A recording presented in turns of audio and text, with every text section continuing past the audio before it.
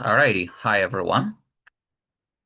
So, as you guys could see, based on the game here, yeah, we will start with one game that Daniel played.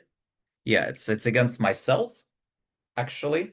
Um, and obviously we've played numerous Blitz games, but I was not gonna search through all of them.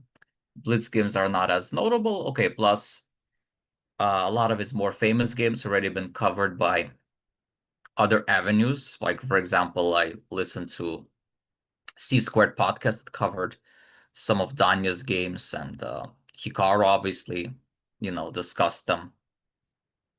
No, I was not gonna show the games I won, but this game I lost. So, I wanted to show like, him on the good side, yeah? That was the point. So I will start off with this game that he won against me. Now this one was back in 2011 actually. He was not a GM yet. As you could see, his rating was 2472. So I was already an established GM. But this game, um, I was definitely over ambitious. I tried too hard to win this game with black, and yeah, I got severely punished by Daniel in that game. And he was also, what's notable about this game is he was also not feeling so good, I remember, during this tournament. But already by this game, he was feeling a bit better, but still, he was not 100%. So this game was pretty impressive, in my opinion, how he was able to really demolish me after I violated some principles. So let's take a look. I was black, he was white. He started with e4, which is still to this day was like always the main move. And already here, that's not something I would normally do, but for some reason I decided to take risks in that game. Yeah, very bad choice in retrospect, but at least it gives us some history. And d4, bishop g7, knight c3, c6. Tried to, surprise him, I guess. But he played bishop e3. I think he knew the line. And then here, I played queen b6, which is like, sharp line. And here Daniel, impressed me by playing queen d2, which is like a principled move, right? A lot of people maybe just play rook b1 or something, and then I would get some kind of a game after d6, but yeah. Or a3, yeah, a3 is also okay. Like, because queen b2, knight a4, and then d6. But you play queen d2, which is an interesting principled choice. Now you kind of have to take on d2, otherwise why will castle and queen b6 would be very stupid, so you have to really take on b2. Rook b1, queen a3, and knight f3. And okay, like in this position, there's certainly many moves to play, right? Um, Many options. Like I could have played, for example, d6 to try to go knight d7. I think that's supposed to be okay. I mean, relatively okay. I'm still probably worse, but playable. Also, there's this interesting line, d5, e takes and knight f6, pawn sack, which I think Elvis has tried. Of course, I didn't really know anything. I was just really winging it.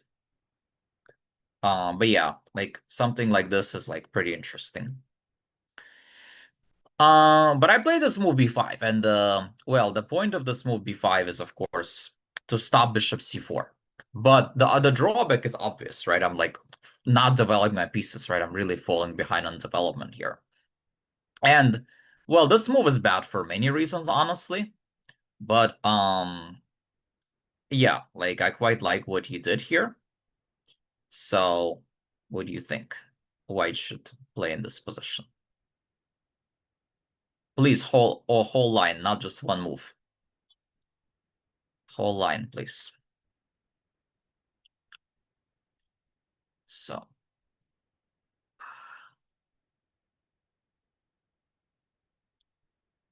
I think it's a good exercise.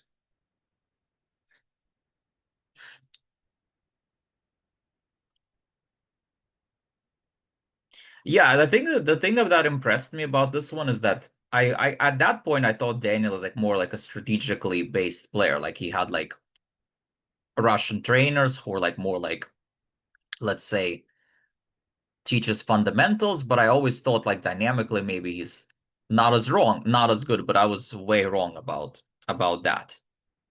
Um, so in this game he clearly showed he was capable of playing very dynamic chess, and I think it's possible that this game actually inspired him to become, even better in dynamic chess. And, since that game, I remember him like as being a good dynamic player, actually. Um, Played like very sharp principled chess. So I don't think this game alone inspired him, but maybe part of it. Um, let's see what you guys will say about this position.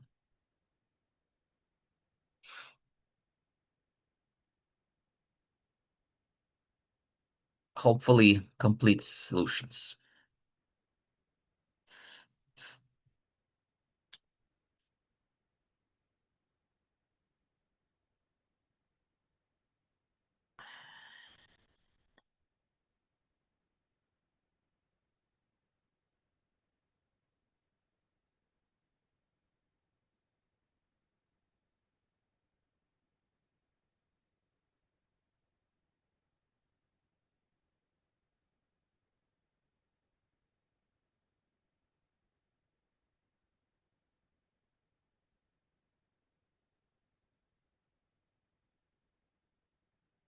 It's actually a good Shanklin rule puzzle. You kind of like you have an idea you want, seems like it doesn't work, but then you check to see if it works anyway. And what's notable is that Daniel and Shanklin were always very good friends, and they worked together. And I think I recall Daniel saying after the game that Bishop E3 was like Shanklin's idea. So, um, okay, so I think a lot of people are having the right um idea. Yeah, so Bishop takes B5, of course, is correct. Yeah, it's principled choice. And again, I thought that I saw it probably, although I don't remember, it was already fuzzy. It was a long time ago. But I thought that, yeah, I have Queen A2, and I kind of thought, okay, well, I'm up a piece, and I thought somehow I'll find a way to survive. But as a matter of fact, yeah, I'm not even close to surviving. Now there is a way that he could have actually won by force. Now he did not find like a really forced win. He found another. He castled, which is still very good actually. It still gives white no, sorry, actually no, sorry, my bad, my bad. No. Castles actually is I think a bit of a mistake, because I think then I can go, what can I play here? Can I play Queen C? I thought I can play Queen C4, and I'm not. Or knight a6 maybe. Yeah, knight a6 because rook a1, then queen c4. And then if rook takes, I have, bishop takes, right? So actually, no, I don't. I think I calculated castles probably, right? I probably thought, okay, castles, knight a6 is actually, I didn't think it's so clear. And let's just double check this with an engine very quickly. Yeah, I mean, it's not, I'm up a piece. Yeah, he has some compensation. Apparently he's better, but like this is, I could see that this position kind of like, if he's not accurate, I can maybe consolidate. But he found something better. So there's actually two solutions, one of them that he played, and the other one that's even better. There's one like way that wins by force, which neither of us saw. And then there's another one that he played, which also is really good for white. Like it's also winning, but a little bit less by force. So let's see if anyone finds. There's like two ways to win, basically. So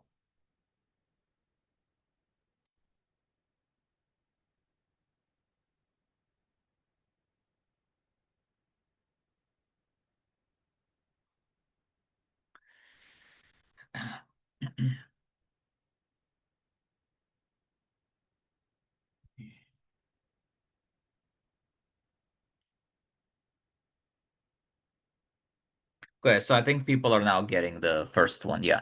So Queen C3 is the answer. Yes. Um. And I remember there was this GM at the tournament. He didn't play. He's an older GM, Van der Wiel. He's a this so this tournament was actually played in Holland, in Netherlands. It's the same location as the one that when they where they played Tata Steel tournament, right? It was the same location, Zee. So it was Holland, the Netherlands. And there was this local GM that stopped by, Van der Wiel, who's like pretty not the most famous Holland GM, but still pretty strong. No, not Van Velde, actually, a different one. Different one. Van der Wiel is like not quite as accomplished as Van Velde, but still was quite good. And yeah, and I said, oh, Queen C3 was pretty difficult to find, and he said, nah, I would find it in a simul, and I found it to be a little bit disrespectful, because he was older GM, but somehow he was implying that it's easy to find, but I didn't think so. Yeah, so of course the point for, I'm guessing by now most people understand the point, but the idea is after here, King D2, you can take either piece, but you get mated, right? And the queen is attacked. So the rook is sort of immune. You're going to lose a lot of material. Oh, no, but this is still a threat. And then if you play knight c6, I play rook a1, and the queen, the only safe square is e6, but then knight c7, right? So there's no way to actually, you can play knight a6, but still here, rook a6. And it's completely winning after this, or queen takes rook a7. Rook takes and then queen c8, and if rook b8, queen c7, it's totally winning. So honestly, I think that if he, yeah, bishop b7, rook a1, yes. So honestly, the point is that, yeah, he had this move queen c3. Somehow, yeah, this did not cross neither our minds as a candidate move. It just goes to show, right? Like when you're violating principles and you're playing dangerous chess, you have to be especially very careful with tactics, right? Like really, really be on the lookout. And also, if you're white and like you see knight b5, when you see queen a2, don't stop there. Try to really be vigilant. Try to make it work, right? And Daniel Naroditsky followed the Schenklin rule, right? Something that we've spoken about in our lessons. Now, he found a different way to go about it. He found another winning idea, knight c7. Um, if king f8, obviously I can simply castle. Now the rook is hanging. So king d8, castles king c7. But now the point is, white can play what? To get back a lot of material.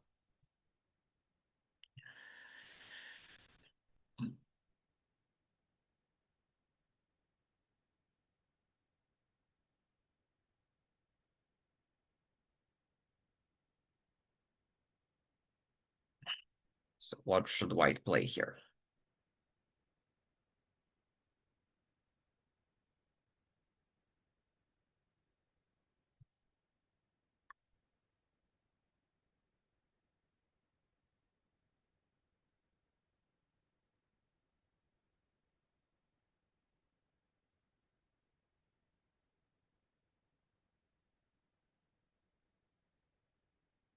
White to, yeah.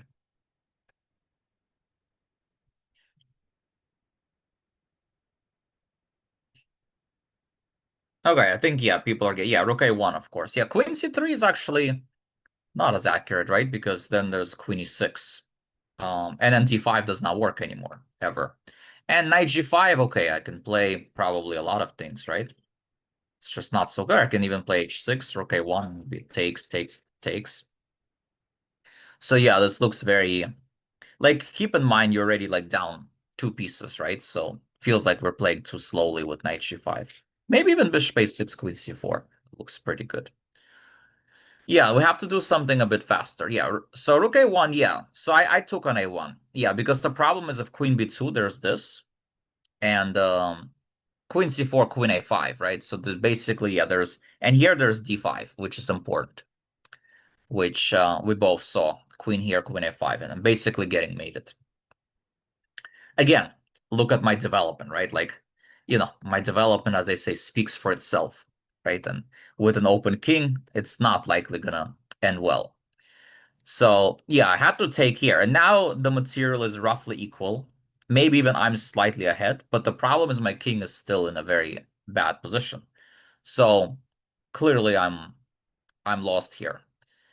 Now here, okay, like he did play a little imprecisely. What do you think White should play here? Why?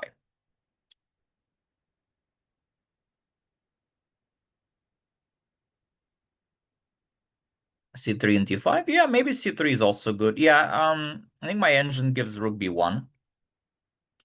Rook B1. But yeah, honestly, yeah, maybe C3 also is good. Yeah, I think Rook B1's maybe a little better because then after King D8, D5, Knight D5, Queen A5, right? You don't block the queen. So probably Rook B1's a bit better. You get the open file. But there's probably more than one way to get an advantage. He played E5, which I guess is maybe his only like real inaccuracy of the game. So here I played King D8. I'm trying to consolidate. Queen C3, he's trying to play D5. I played E6, Knight G5, and King E8. Knight E4. And here I really went insane. I don't know what I was thinking. I should simply play like H6, King F8, and try to like keep the game closed, right? Like I have a weak king. He has a queen, I don't, right? So, naturally I should not be opening up the game, right? Like I should just try to stay put and somehow, I mean, I'm definitely much worse here, but I'm kind of surviving for now. Like it's maybe +2 for white. It's not immediately easily winning. So, but I went completely insane. I played F6. Opening up the game with the bad king is just like something you almost never want to do. I don't even know what I was hoping for, right? Like takes, hoping that I'll somehow go here and like consolidate, but no, of course he plays D5 and just blows me up the board, right? Um, and now with 95, 96, and it's a complete demolition, right?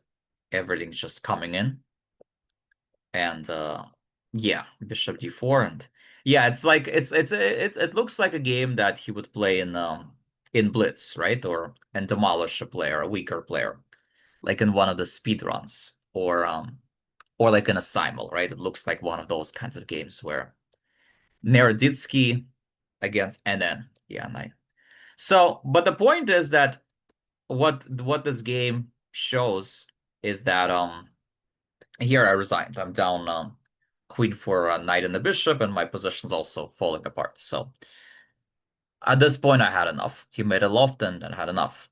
So okay, it was obviously not my best effort, but still, I think this is a notable game, right? How you know how you have to play principal chess, right? When your opponent plays something a bit off, you have to try to be principled, right? And he was very principled. Like everything he did, bishop e3, queen d2, sacking the pawn, sacking the piece, trying to make this work, right? Like everything he did is principled chess, right? And that's kind of like how I would remember him as a chess player, right? A very principled chess player, right? Which is why, later in my chess career, when I played him, I try to keep him at a distance. I try to not let him get this active play. And yeah, so I kind of understood after this game, yeah, that he's very strong at that kind of game. So yeah, so that's how he always was, right? He was always deep down a very active, um, sharp player. So definitely, we're gonna miss him, but his games, his legacy lives on, right? And hopefully more people will show some of his like better games. In case haven't seen, Fabi did a great recap on his games and C Squared episode recently. He showed his game against Yakovenko in the World Team. It was actually the same. It was a World Team Championship, which we're in the same team actually that year, right? So it was a very nice game, so if you yeah, his impressions were also fun. No, he was just He was really you know, very yeah, great guy and yeah, very unfortunate. So, last thing I will mention on this topic, I won't come back to this topic is, it's I think this serves as a reminder that we should all be nice to each other and be supportive. Try to in schools and camps and everywhere, like no bullying, no rating, shaming, none of that stuff. Because the thing is, like, yeah, like I think the point is that some people get affected more than others about this kind of stuff, right?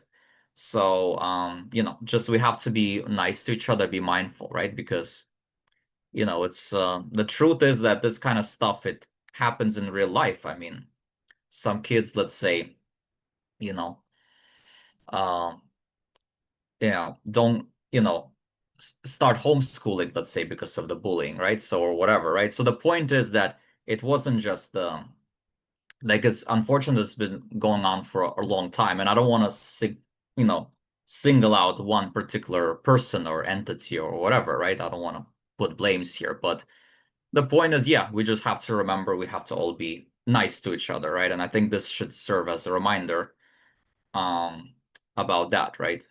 Uh all right, on a little bit of a better note, I will say that I had a pretty successful run recently in my own tournaments. So, on a more pleasant note, we'll see some of my games today.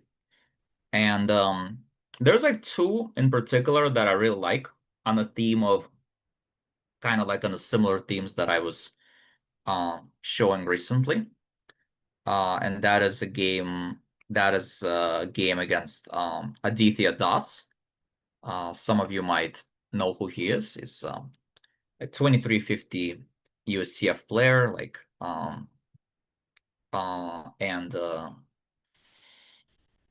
yeah, like a 2300 FIDE, something like that. So a very strong young player. And I was white. And this game, well, ID is like 2350 USCF. I don't know what FIDE is right now, but he's a good player. And I had white against him. And so let's take a look. Yeah. Anyway. Um okay, so yeah, here. So B3. Takes, bishop B2, bishop B7, bishop D3, C5, castles, knight D7, rook C1, A6. Yeah, queen E2, bishop D6, rook D1. Yeah, both of us maybe could have played the opening a bit more accurately, but okay, I don't want to focus so much on the opening. Um, yeah, and here, what's interesting is that Adi yeah, so basically the thing is like very often when we get like a position that's, let's say, like innocuous, right, without like much going on or something like that, right?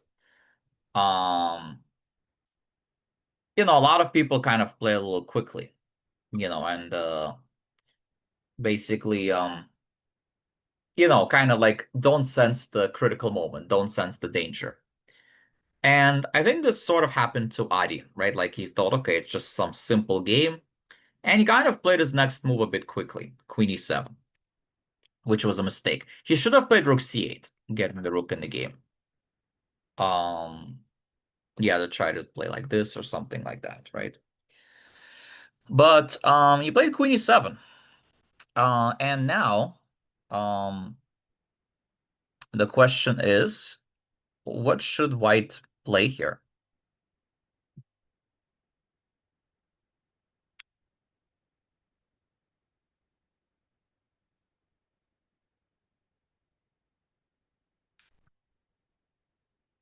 So it's white to move. White to play and get an advantage. I sort of was able to catch my opponent sleeping a bit. And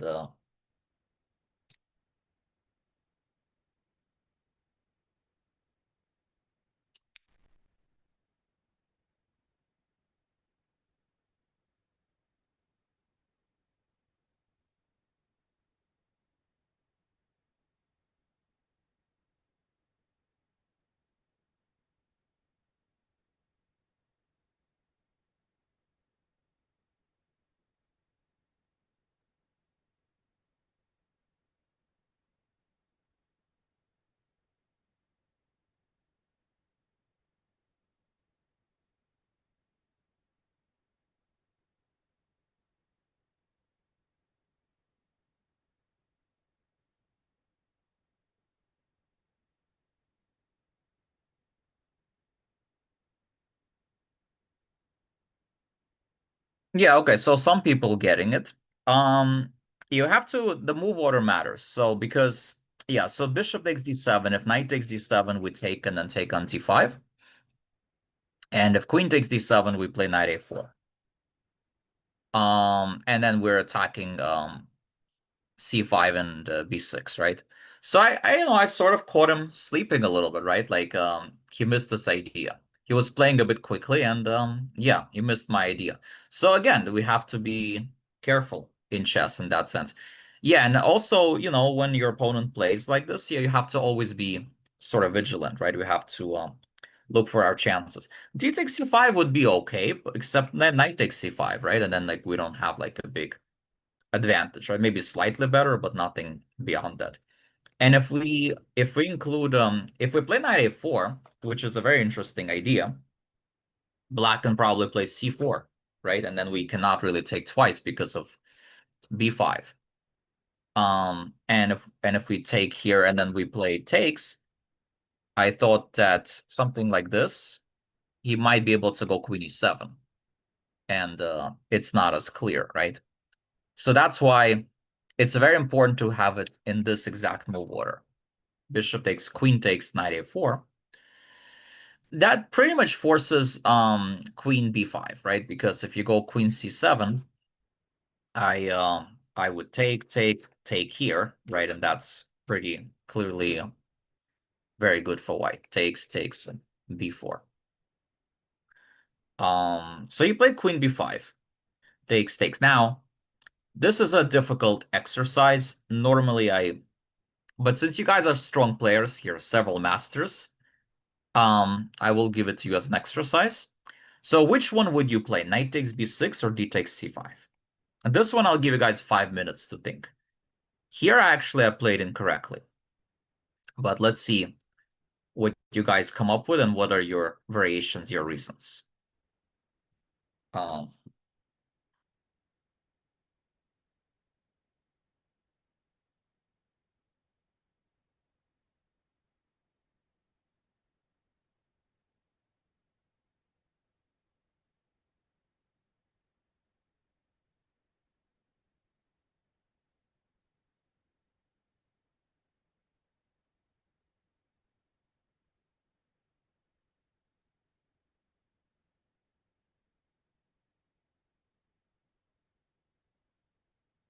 well, they both seem good, right? So, and spoiler alert, they both give an advantage, but one is clearly better than the other, actually.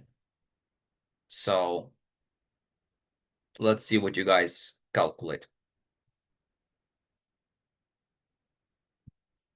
Like one of them is about +2, the other one is about zero point 0.8 or something like that, right? So the difference is pretty significant, actually. So yeah, let's see what you guys calculate and evaluate. I mean, I sort of calculated the right lines, but I didn't evaluate certain positions properly.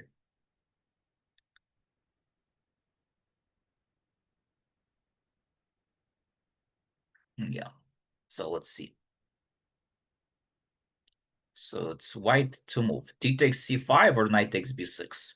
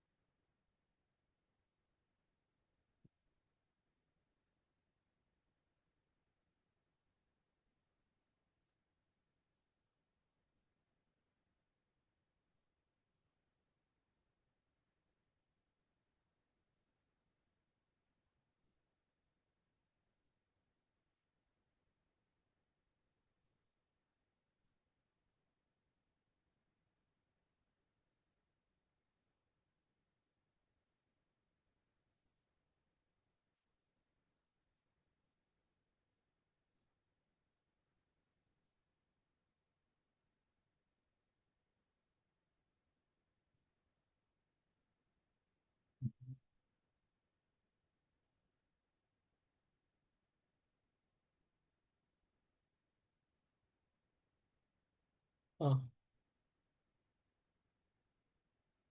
Hmm. Okay.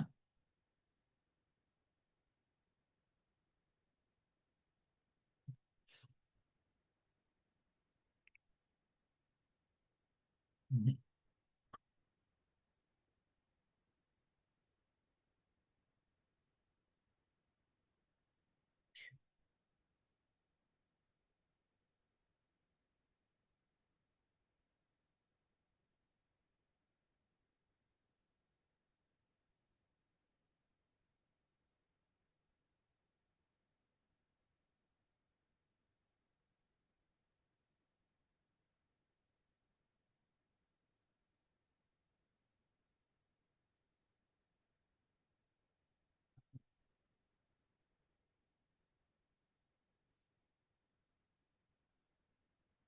Maybe 2 more minutes.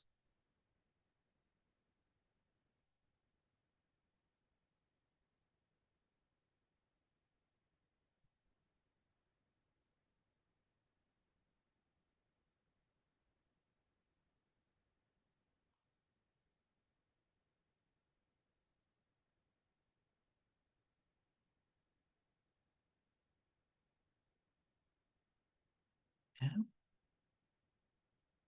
I'll go over it. I'll go over it. Yeah, I'll go over everything. It's a bit complicated.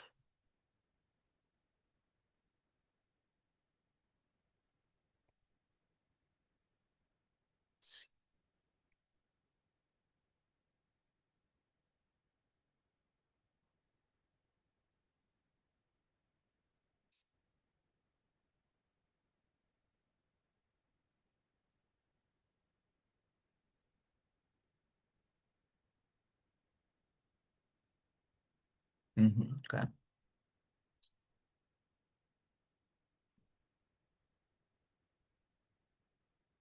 Mm.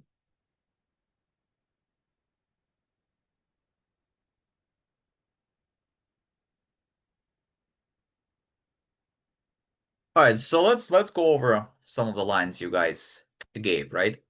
Okay, so let's start with knight takes b6.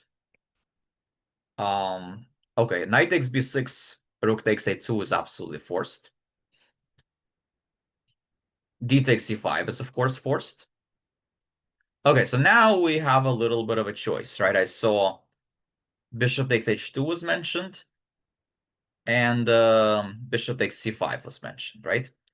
So let's look at them one by one. So let's start with bishop takes h2.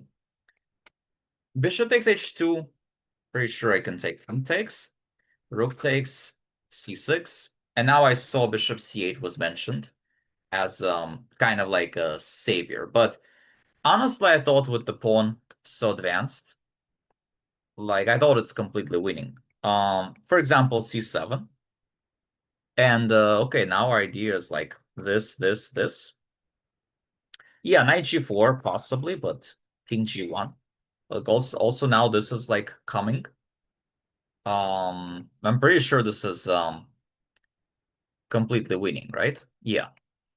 I mean, I guess there's maybe a better try than that, but yeah, in general, yeah, the pawn on c7 is simply too strong, right? Like because yeah, like you can try doing something like this, but yeah, and even knight takes d5, and then you have knight e7 ideas, you have knight f6, rook d8, right? So in general, this kind of position is dominant, right? I figured, yeah, if the pawn is still alive, I figured it's very strong.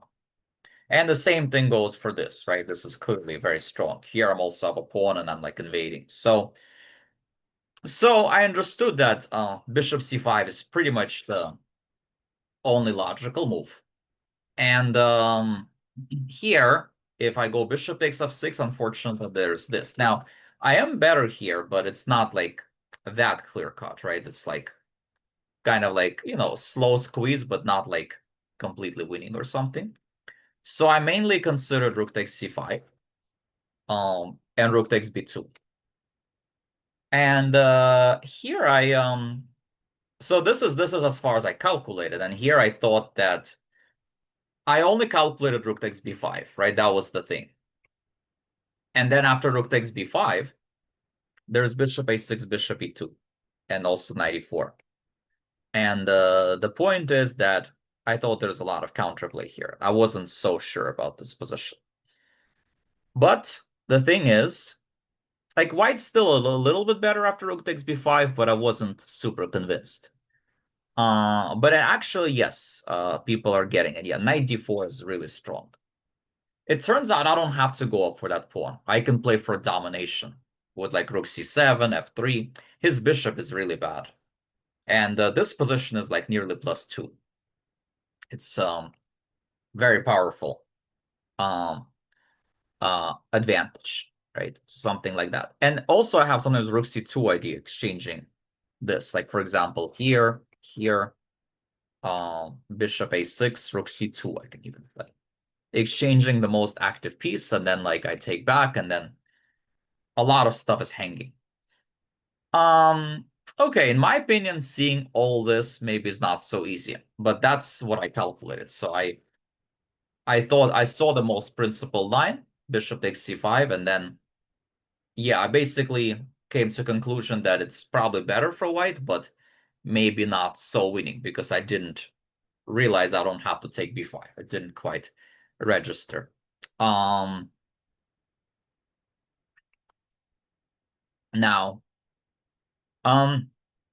so yeah, no, Teddy, your line is good for white, of course, but it's like bishop d4 probably the best move. It's definitely pressure, but the evaluation here is probably, yeah, it's like 0.6, 0.7, something like this, right? It's good for white, of course, but the bishop d8.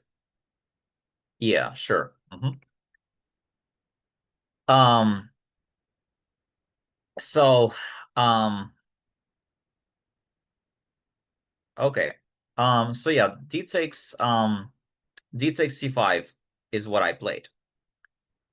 Because I thought, okay, to be honest, I don't even know what 9-3 is, so uh but okay. Uh yeah, anyway, so I played d takes c5. Well, 4-1 I heard it is from a song, but 9-3 I actually don't remember. Um Whatever. Uh yeah, well, whatever. Um yeah. So so takes, knight takes c5. Let's see. Um um yeah. So bishop takes c5, rook takes c5. So here I calculated a few lines, right? So he has to take on c5, right? Because this is like, again, with the pawn on d6 is very strong. Um so yeah, takes, bishop takes, rook takes, bishop takes f6, by the way, there is bishop takes e3 or something. Rook takes c5. Yeah, and then here, if rook takes, I saw this line, takes rook b5, which is like very good. But I also saw he can play 94. So 94. Oh, don't shut off. Don't say that actually. I heard it's inappropriate. So don't say that actually. Yeah. Yeah. Don't say that. I found out that it's inappropriate. Okay. Um, okay, so it's let's see. Rook takes no, guys, stop already. Okay, 94. Rook takes b5. And here, and this was the moment, right? So I calculated until here, right? Like 94, rook b5, it's like it was all kind of forced. And well, here he played bishop c6, which was a bit inaccurate. I calculated rook takes a2, right? Rook takes b7. Yeah, I mean, I'm guessing bishop d4 is like probably uh a little bit better, but I was actually planning to play rook takes b7 my original intention. Rook takes, and rook f1. Yes, and then so I kind of evaluated this as, okay, I'm still up a pawn and I'm pressing. But I completely misevaluated this position. Position is actually quite equal. Because the thing is, like, I only calculated a very concrete line: knight c5, rook b5, takes knight d4. So I saw I'm not losing this pawn. Not to mention I can also play rook d5. However, the problem is that there's just g6. And the really bad news for me is that if I go knight d4, he goes rook a8. And now suddenly I can even lose after f3 rook a2 if I'm not careful. And he's getting lots of counterplay all of a sudden. So after g6, I'm not even better anymore, right? So that's why ultimately, or maybe very slightly, but not really, nothing really, yeah? So if we go all the way back here, right, like, yeah, I kind of underestimated rook takes a2.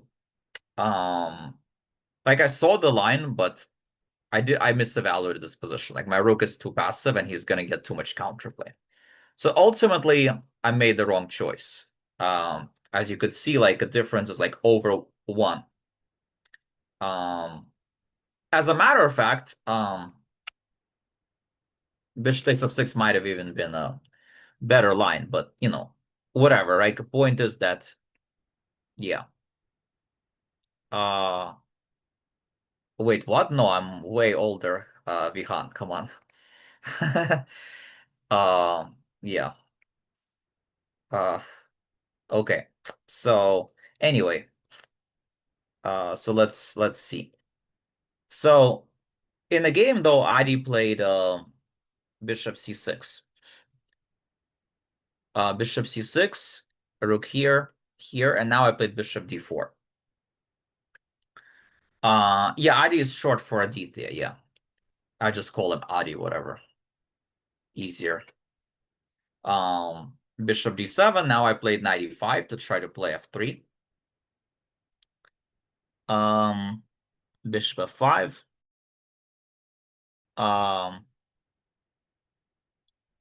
And now f3. Knight f2, rook c1, f6, knight c6, knight d3, rook d1, rook c2. Okay, so now we reached another interesting critical moment here. So, what would you play here and why? I'll give you guys a few minutes to think. Let's see what you guys will play here. And let's see if you guys will have, what candidate moves you guys will have for this position.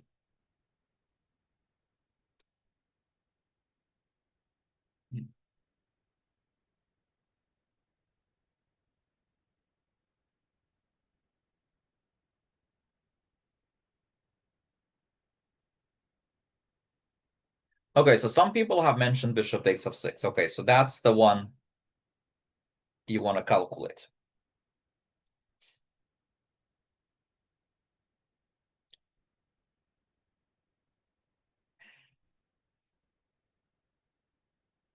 Yeah, so before, yeah, I mean, before would be, yeah, the best move if not for bishop takes f6. But bishop takes f6 might be completely winning. So the question is it completely winning or is there a resource for black? So let's try to calculate bishop takes f6. Obviously, we have this safe move before, but then he sort of stays in the game a bit, right? We're definitely much better, but a bishop f6 is an attempt to try to win immediately, more or less. But we have to make sure we calculate it. So let's see what you guys... Safe move, sure, but then you might, you know, spoil your advantage, right? And if bishop f6 wins, then why not play it?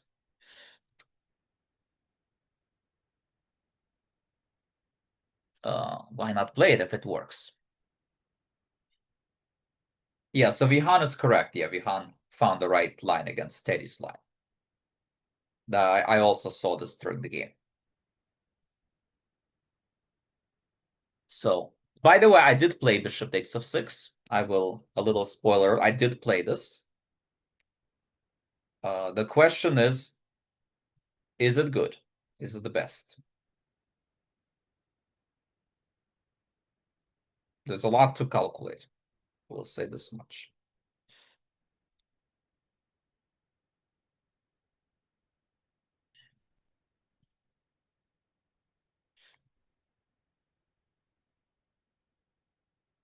Well, I did win, but it's also possible that he did not find the best response, right? Maybe he didn't find best, or maybe he did, and I still won later, right? So there's a lot of scenarios under which I could have won, and bishop takes f6 might have not been the best, right? So, yeah. So we're calculating bishop takes f6, whether or not.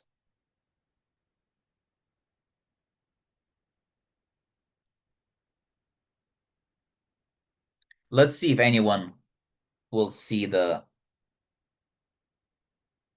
big point of this position. There's no the spoiler, there's something very beautiful that you guys will appreciate. So something really, really nice. So far, I don't think anyone has found it, unless I missed it in the chat, but I don't think so.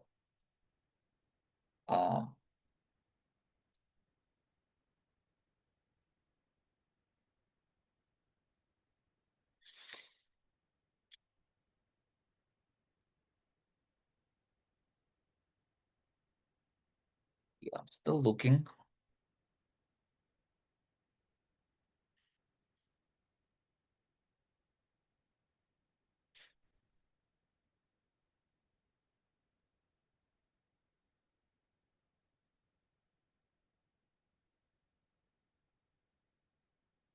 Jazz, your line, I'll have to check. I don't think that's it, but I'll have to check that. Yeah.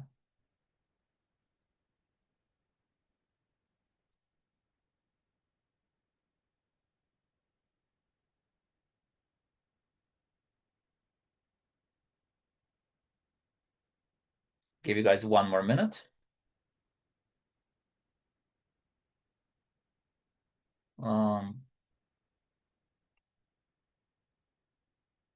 Not quite, Liliana. So I think one player has found it. I won't say who yet.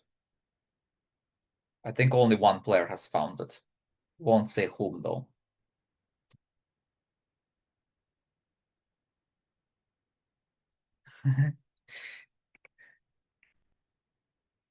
I will say in a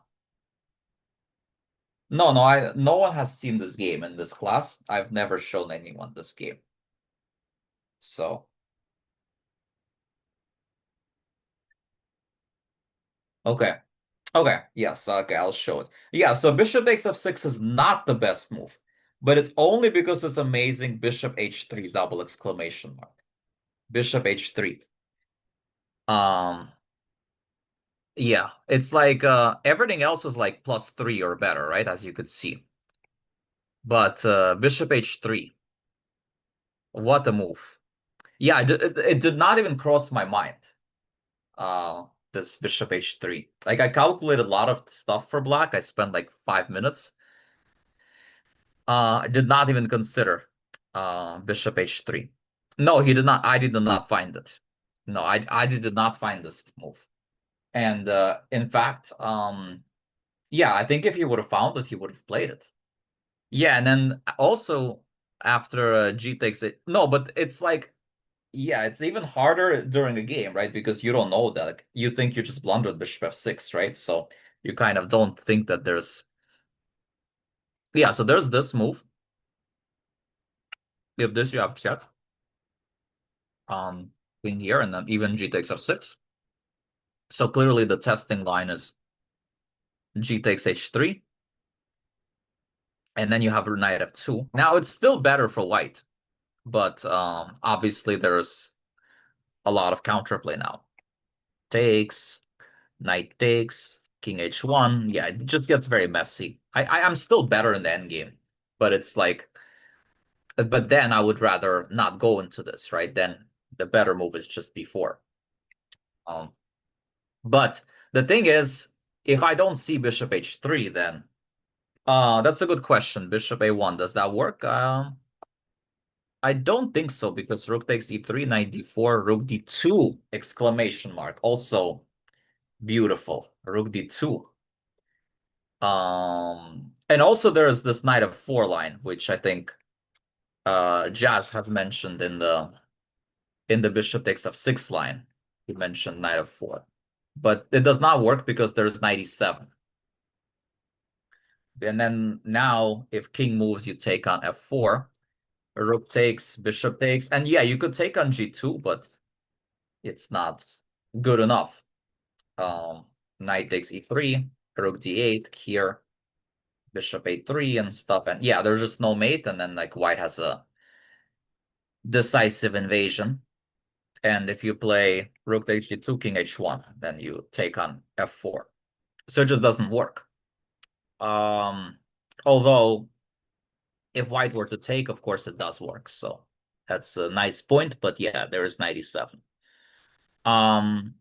Also, I think some people said rook takes c6, right?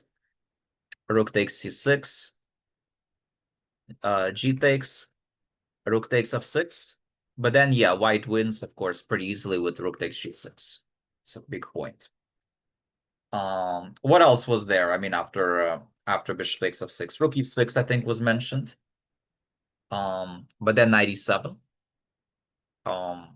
King f7, rook takes e6, bishop takes, rook takes, and then this is hanging. Importantly, this is hanging, yeah, otherwise, yeah. So, yeah, so, and also rook takes e3 was mentioned, but then knight e7 again. And again, there's just not enough there. Rook e2, and then bishop d4. This I actually saw. Wow, it turns out it's actually the only move, bishop d4, because otherwise there's this. I did see bishop d4 though, so I'm pretty happy about that. Yeah, and then king f1. And yeah, and here I figured I'm winning, although it looks a little scary, but there's always bishop g1, and I figured I'm winning here. So that's actually also pretty important. Right? And rook e3 is like almost works, actually, almost works. Because knight e7 only move, as you guys could see, and knight f5 only move, and bishop d4 only move. So actually, I think it was Jack who said that, yeah, you almost got it correct. It almost works, but white does have enough resources there. Yeah, so he played g takes f6. There was also stuff to calculate after this as well. And there's a few lines. So he played actually rook takes e3. Actually, I missed during the game, but sorry, I mean knight b2 and then rook takes e3. If knight e5, yeah, I thought like even this position is very strong. Like I have 3 pawns and active rooks for 2 pieces, so I figured this is good enough. And also there's knight f5, so I didn't really think that the other knight moves are that scary. Knight b2, though, I did see rook a1. And here, to be honest, yeah, so the point, of course, is if this, you have takes, rook a2, right? That's kind of the idea. But there he played rook takes e3, and here there was like one last pretty important moment. Actually, I technically missed it. No, knight c2 actually would fail because, well, not fail, but there's this knight d3. You're not actually winning the piece, right? And there's, it's still a game. It's still a game. I'm better than knight d1's better. It's still a game. But yeah, so I played rook b7. I thought it's simpler with the idea of now I'm threatening to take out the rook followed by rook a8. And if bishop c8, I take. After rook e8, I take, and then I kill his counterplay, more or less. It turns out I could have also won with knight takes f5, rook e2, And here I thought it's maybe a little messy, but I did not see that I actually have forced mate. Knight h6. If king e7, rook a7, and if king g6. Well, not exactly forced mate, but like I'm winning after h4. He's gonna have to sack the rook, but yeah, bad. Um, yeah, I mean, it's kind of like a bit messy, yeah? It's like this threat. Yeah, I mean, yeah, it's a little hard to calculate. So I ended up playing more practical. I ended up playing rook b7. He played here, knight d3, h4, just getting out of the stuff. Now he played rook e1, otherwise I'm threatening to invade and checkmate him. So we have rook e1, takes, king f1. Now he cannot take on g2 because of rook g7. So he played there, king e2, king f8, g3. Here, actually, it's a little bit of a blunder in a way, because I missed knight takes f3. I actually missed this. But of course, I'm still winning. But okay, I would have had to be a bit careful here, yeah, because it's a rook endgame. Yeah, rook endgames could be a bit tricky. So that was his best practical chance. He played here. I played here. Knight c2, rook here. Here, king d3. Here, king e3. Now I brought my king to c5. And okay, here I was happy to transpose into this rook endgame, because I knew that yeah, he has a Philidor position, but luckily for me, of course, I have this extra pawn, so that pawn will be a distraction. So basically, the way I win is that after, say, he plays king f8, I go here, right? And then when he does this defense, I go rook c7, and I'm winning with the other pawn. So yeah, no, of course it's a pretty easy win. But yeah, anyway, it was a very interesting game. I mean, a lot of critical moments, right? Like that. Very often, a lot of these interesting variations, they go behind the scenes, actually, right? That's how beautiful chess is. And hopefully, you guys have fun with the calculation stuff. And I was actually prepared more games, but even this game chewed up the whole time. So I guess next class we will go over some of my other games from my recent tournament. But yeah, hopefully you enjoyed today, and see you next Monday. Bye.